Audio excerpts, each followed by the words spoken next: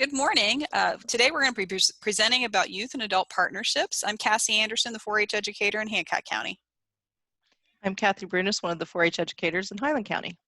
And I'm Laura Rolfe. I'm the extension educator for 4-H in Henry County. So effective youth and adult partnerships are a cornerstone of 4-H programming, as many of us know. From the very beginning of 4-H, A.B. Graham's partnerships with youth began extension work here in Ohio.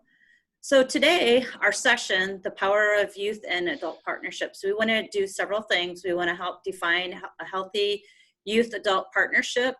We'll help identify some existing partnership participants and how they're involved, and develop some strategies to enhance them.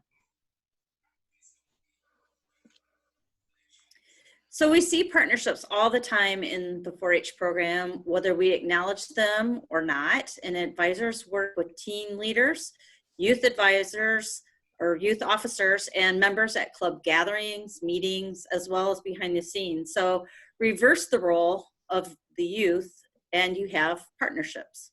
Some perceptions of how it works or is working. Some examples of the positive are officers developing agendas with conversations with an advisor, not just the advisor handing it to them. Members working with local organizations and doing community service type projects. And I'm sure we'll look at some other examples later on. Again, a little bit of the background. What is youth adult partnerships? We've said it at the very beginning here. The background is simple. A.B. Graham started 4-H over 100 years ago with the philosophy of youth immersion and partnering with adults. So in kind of a retrospect of that, infusing, not just appointing a token representative, was kind of a statement we all thought was important part of this presentation, because just appointing somebody to be in a leadership role within a partnership doesn't cut it. So a negative that we can perhaps witness in a club is that token representation occurring with little regard for true partnership or contributions of our youth, and the reverse of that as well.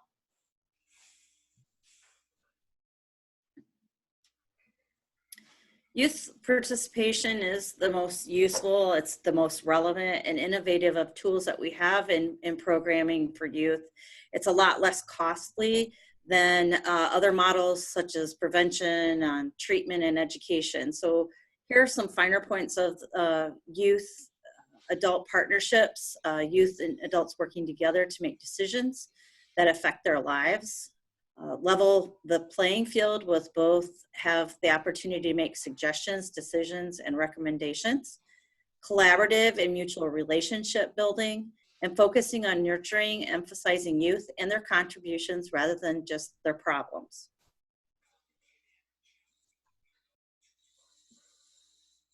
The benefits of the youth and adult partnerships, again, like Laura was saying, is we don't want to have that token person there. We want someone who is going to be willing to participate, openly participate.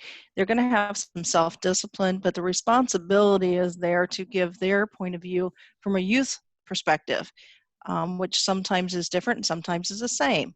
Also gives them a better understanding of their self when it comes to their perception on different things, just giving their point of view, because they may think a little bit differently when they are with an adult versus being in a group with just youth. And also diversity, and it broadens their perspective, listening to some of the adults' perspective, where you're coming from a very new perspective to maybe a more seasoned perspective when it comes to diversity. And again, the same with adults.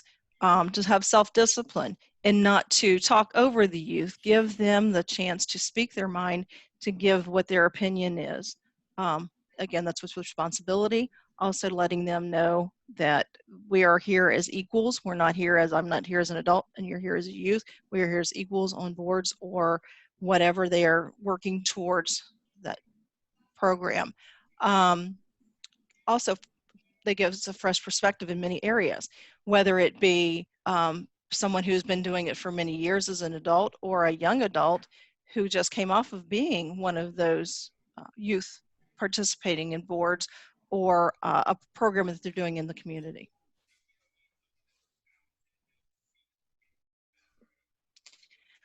Specific impacts.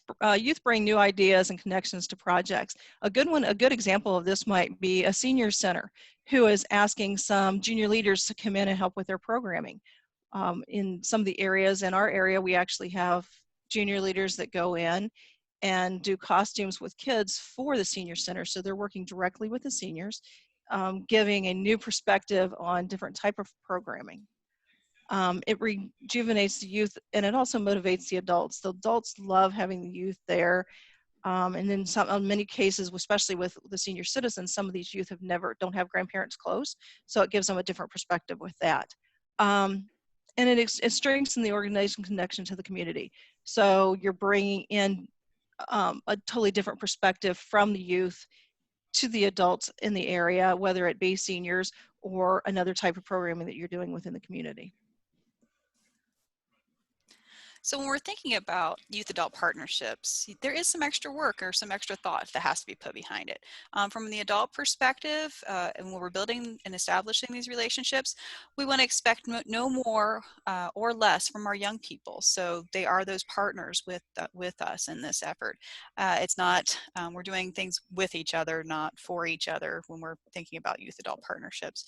We want to treat our youth as individuals, thinking about what characteristics, what strengths, what things that they're bringing to that team, because that's that whole point of why we're engaging, is to gain more, build our team and make a stronger program. The next piece on this too is taking time to explain. So as adults, we have different experiences and history and life experiences that we bring to the table. And sometimes that means that we might have a shorthand with when we're working on a project, especially with different folks. So when we're bringing a new group together, whether that's adults or youth, taking time to explain what our goals or what our expectations are, how to do something, or at least be able and willing to answer questions, encourage the youth members of the team to ask those questions, and work through that. The next part of this is just planning for youth involvement. You know, what's that component look like? Are they is that team getting together to start from the very, very beginning of this with everybody involved, or is there different players that are going to be part of that team as it involves? So we want to be thinking about that constant play of where it goes. And I'm thinking probably at this point you might have some ideas yourself. So think about, what does it from your perspective as the adult, what are you doing when you have youth adult partnerships? What do those teams look like, and how are we working through that? The other thing we're thinking about from both, we want to make sure we're checking our assumptions and our stereotypes. I think a common thing we might hear in the social media is something about boomers.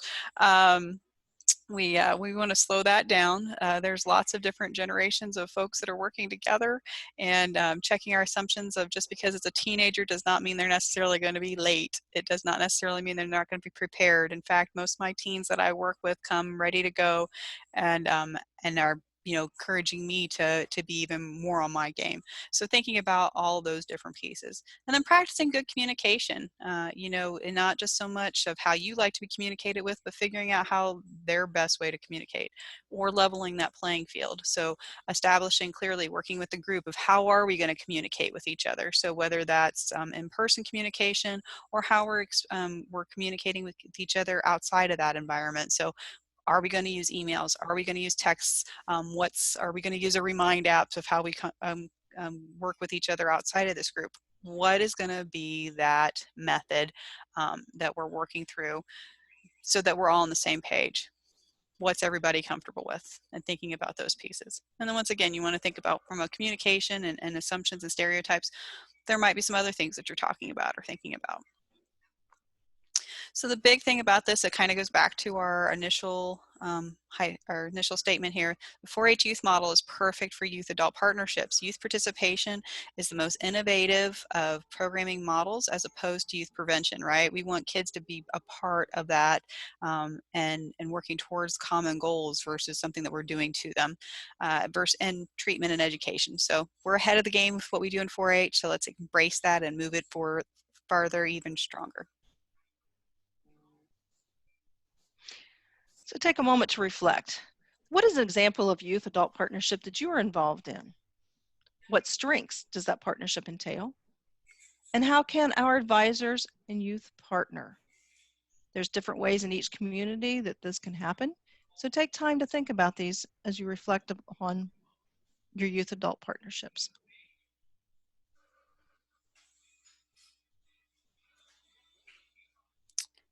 And that wraps us up for today. Here's a couple resources that we utilized for the preparation of this presentation.